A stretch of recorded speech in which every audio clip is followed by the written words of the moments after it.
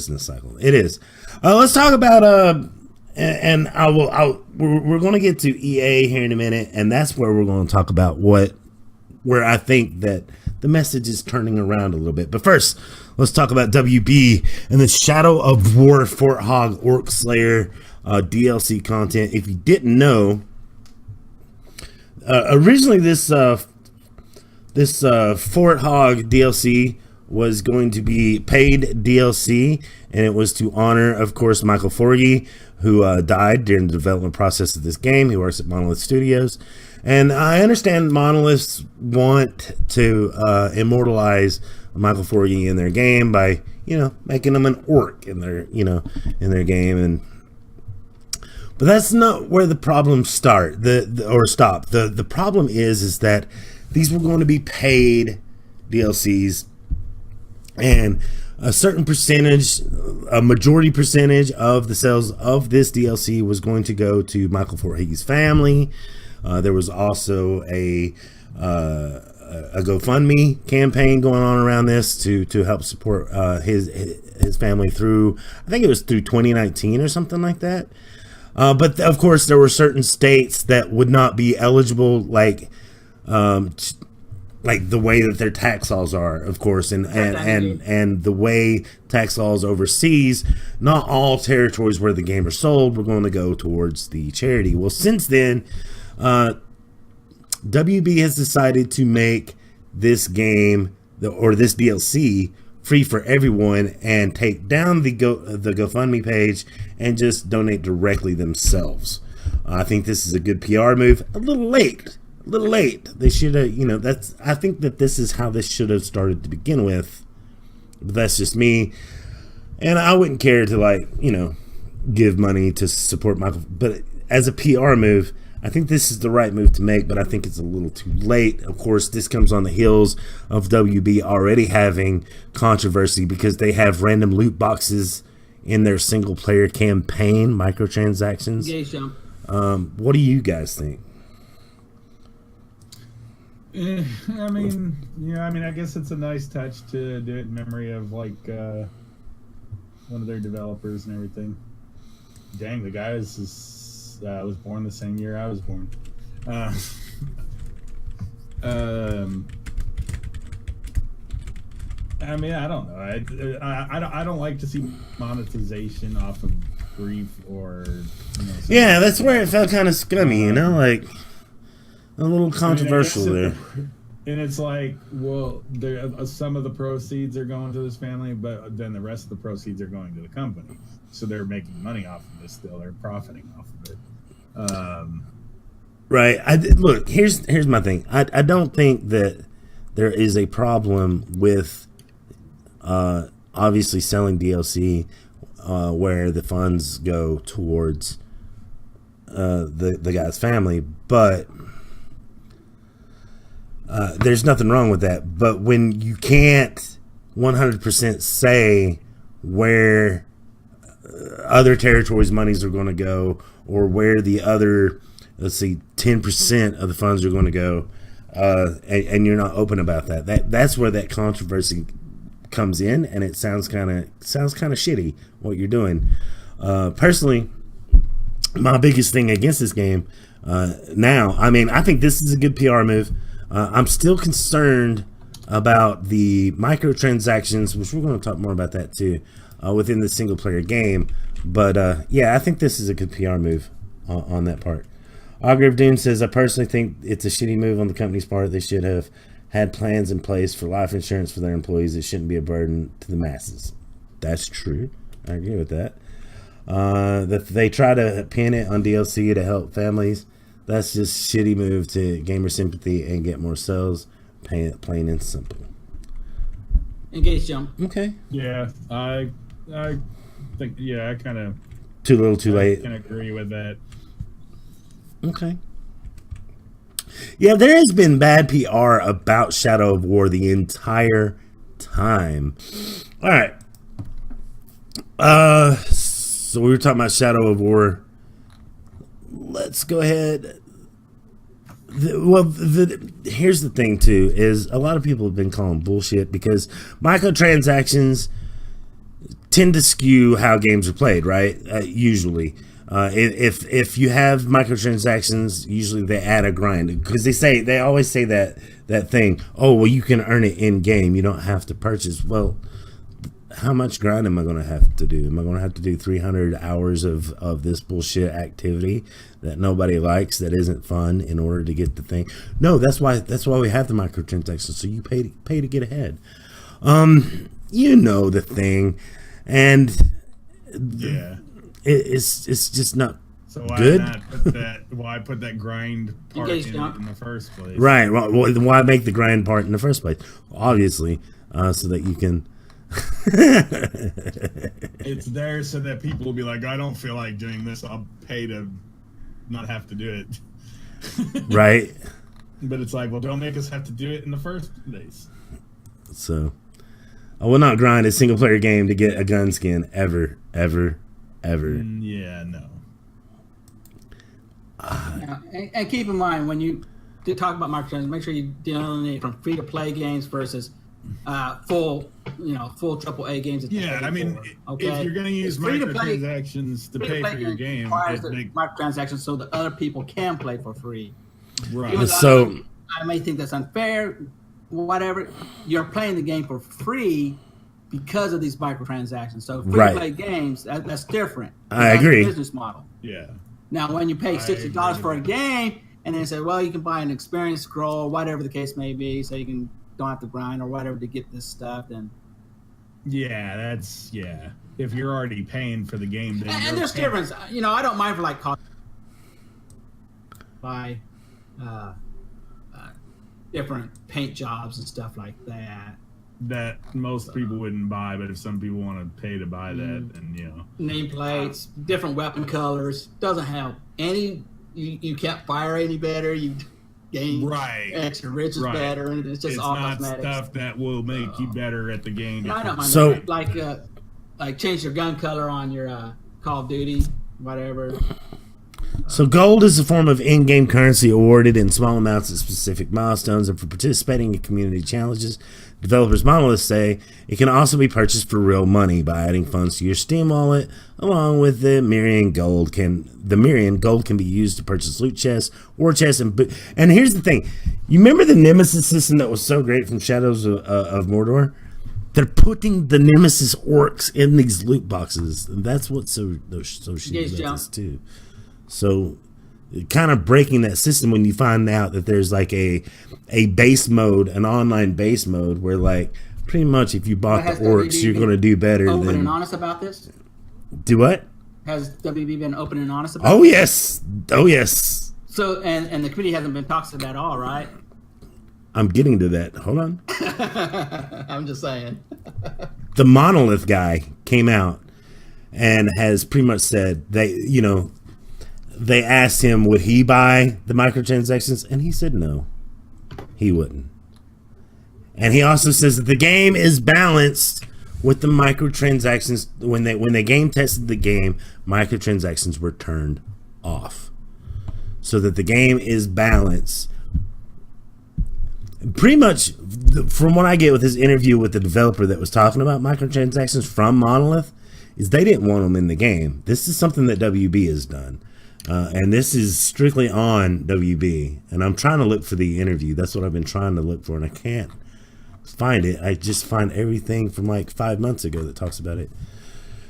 But anyway, you guys keep talking it out. I will find it.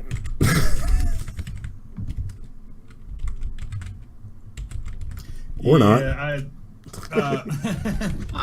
Well, here's the thing. Like I agree with Tilgar. Like it's free to play and it's funded by It is funded by microtransactions. microtransactions. That's one thing. It's like That's why I said before you go and say, hate on all microtransactions, look at the business model. But if you Why is the game there? Yeah, if you're paying for a game already, you've paid $60 for it. Then That's different. there's why. Then what is your $60 paying for if they have to have microtransactions? It's like your $60 that you're paying should already be supporting their Supporting, yeah. All right, so here we go. Need to, We got the developer, one of the developers, Bob Roberts, talking with EuroGamer, of course.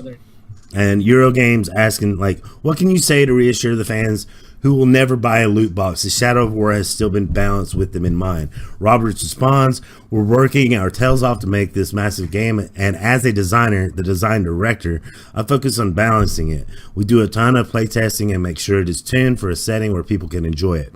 We kept all the loot boxes in the economy of real world money turned off in playtesting, so we know we are balancing around an experience which is rewarding without any of that stuff. All right, Eurogamer asks, because some people think you guys have ulterior motives, that you're waiting for a tough bit to pop up on screen prompt saying, hey, have you seen what we're selling? Robert says, no, absolutely not, 100% not. It's more to clarify this, as there are a couple of microtransactions. First, the concern about balancing. Hopefully when it is out, there are people are able to talk about their experiences, then the balancing question will be answered, hopefully by people you trust to play through it, and we'll see that. The other big misconception was whether the game had to be online too, and it's important for people to understand that no, it doesn't. It's not required to be online to play this game, and it's a massive game where you can enjoy the full experience without putting any extra money into it. Then so far these are softball questions. Okay, but here we go. Which begs the question, why put them in at all? As a design director, your life is spent ensuring players don't get bottlenecked in certain places, that people never run out of resources when they really need them. Why complicate that? Why put microtransactions in there at all? Right. Bob Roberts says, yeah, in the game you earn resources at a regular pace and the systems are turned to that, so you don't need another option. At the same time, it's there as a player choice. It's there from a perspective for people who are protective of their spare time and sacred with the massive game comes along that they're not getting to see the full experience. It's the same design philosophy as us adding in difficulty modes. So we now have an easy mode. All right, I don't buy this bullshit, because now you have two easy modes, because there's already a difficulty setting. So now you're saying that you've got easy mode, like you've got easy mode that you can select that makes the game easier to play through, and then you can buy microtransactions to make this super easy. Like I'm not buying this here. So sorry, it's bullshit. This is bullshit excuse, and he's just dancing around the question. So. But he goes on, it's the same design philosophy of us adding difficulty modes. So now we have an easy mode, and we've added a hard mode at the other end of the spectrum. Frankly, the Nemesis system comes to life when you're dying loads, so you could see easy mode as a system which makes the game less enjoyable if you are the type of player who really should have put it on hard. It's putting more control in people's hands, saying, you know how you play best, you make that choice. The ideal for people who set it to easy is that they are just finding things too punishing, not because they don't want to die. We'd rather you die regularly to get the full experience of the Nemesis system. Eurogamer says, right, and you're not saying switch it to easy and pay for loot boxes. And Bob Roberts laughs and he says, right. And then Eurogamer says, well, you buy loot boxes. And Bob Roberts says, I personally probably will just let the systems feed me the rewards as we balance them. It's a weird question as a designer. I want to have the experience I think most people will have, and I can relate to what people are saying around balancing. I wouldn't want to shortcut anything and then have skewed perspective of what people are saying around balance in case we do go in update anything later. So he's saying he wouldn't even buy the loot boxes. So this is telling me that he didn't want the loot boxes in there in the first place. This is a WB thing. This isn't a Monolith thing. Speaking generally, do you think it's fair for full-price AAA games to feature loot boxes like that? I have chosen to pay for them in the past in other games on the odd occasion, and I'm still not sure how I feel about it. Robert says, you put your $60 in for a big game like ours up front, and our focus is that its initial purchase price is more than worth it. You want people to pleasantly be surprised by how much stuff is in it, but I understand the argument that the fact that they exist at all is a distraction. It's such a charged topic, it's frankly complicated. You see the debate play out online and forum threads where people argue with each other about it. There's so much complexity to it, especially when you see articles coming about your game or another game, and we have announced a load of new content, and we're trying to find out what people think about things, but the conversation keeps coming back to loot boxes. It's interesting to see the discussion, but we want to get people's opinions on more than just that at this point. EuroGamer says it dominates the conversation, especially before people have a good chance to see how it works for themselves.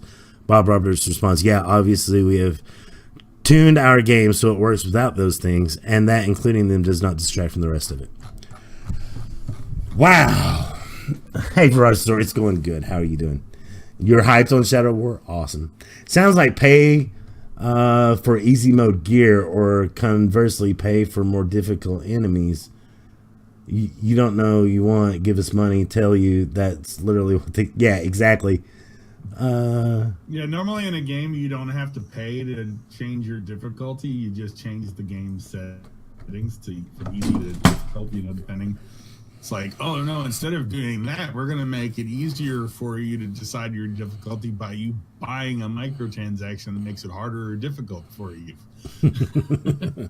Right. Like, yeah, and I agree. And that's why I said down tech earlier is when you pay $60 on a AAA game and stuff, I don't expect these, microtransactions that help gameplay.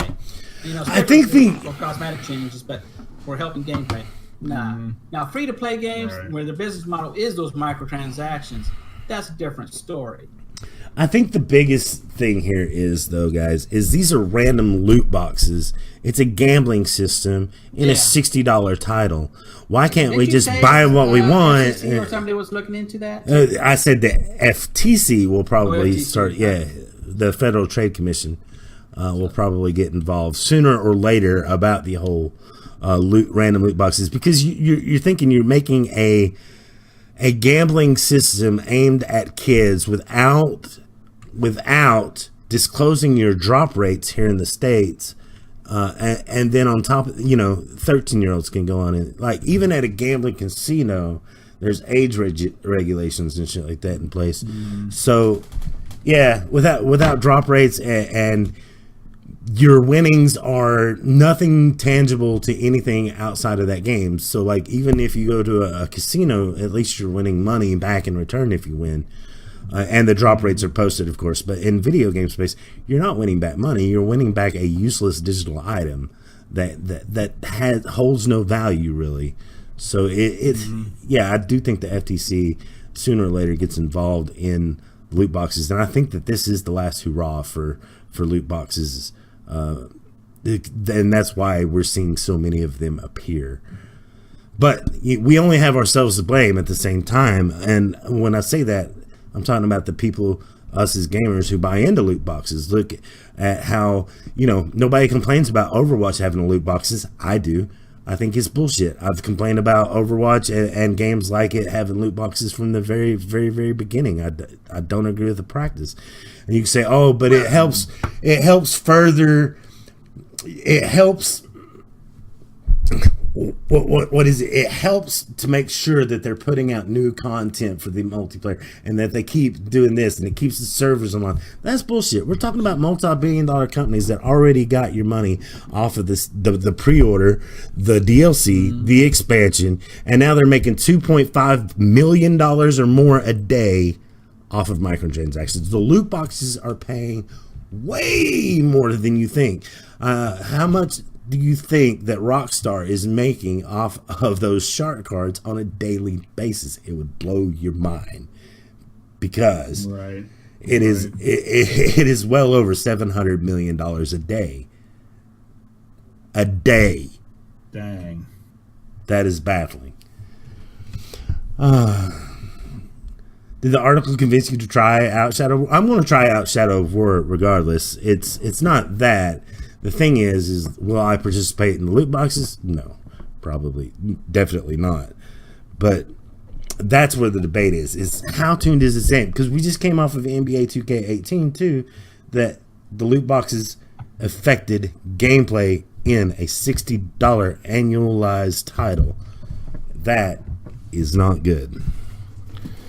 So, I mean, I understand like free loot boxes in the game where it's free and you just randomly get some loot. Like you remember in Advanced Warfare they had loot boxes and stuff, but you didn't have to pay real money for them. you got them randomly in the game. I mean, it was random stuff, but you weren't paying real money to get those loot boxes. So Right. now they want you to pay real money to get those loot boxes for random stuff that you may already have or not want. That's that's BS. Yeah. And I think that the gamers are finally starting to catch on because, like I said, we're seeing this backlash and this pushback against WB, and we've also seen the pushback against the NBA 2K18 thing. So even if the FTC doesn't get involved, gamers are starting to push back and say, okay, here's this line. Here, so far, we have allowed so much. But now you're starting to cross that line, and we don't like it. And I think you're starting to see more of that, which is probably a good thing. And hopefully it impacts other games. Now,